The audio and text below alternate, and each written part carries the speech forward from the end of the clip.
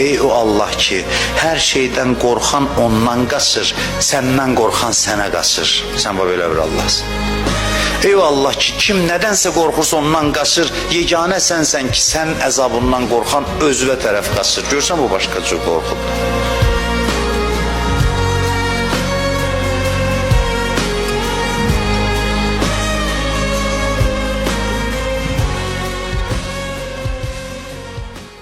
Ey o Allah ki, hər şeydən qorxan ondan qaçır, səndən qorxan sənə qaçır. Sən belə bir Allahsın.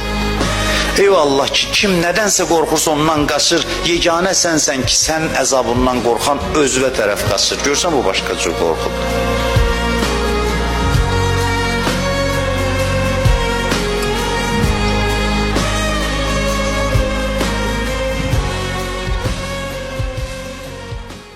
Ey o Allah ki, hər şey